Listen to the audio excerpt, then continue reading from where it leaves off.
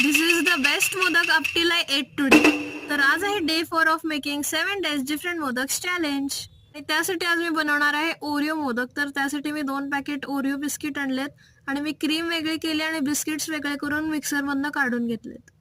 आणि मग आजीने मला जी ती पावडर निघाली होती त्यातनं मला आजीनं डो करून दिलता सॉफ्ट असा दूध घालून.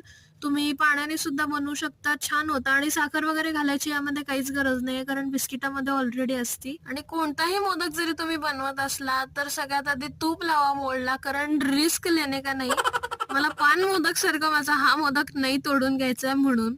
आणि जशी आपण उकडीचे मोदक बनवतो, मी उकडीचे मोदक का म्हणतोय प्रत्येक व्हिडिओमध्ये असो, त्यासारखंच आपल्याला बनवायचं आहे. वरनं आपल्याला चॉकलेट चढवून आतमध्ये ओरिओची क्रीम फिल करायची. मग आरती झाल्यानंतर मी रुंजीला मोदक खायला दिला आणि तिने मला खूप छान कॉम्प्लिमेंट दिली. थँक्यू रुंजी. आणि खरंच खूपच छान झालं मोदक. नक्कीच ही रेसिपी ट्राय करून बघा आणि हा माझा बेस्ट मोदक बनलाय.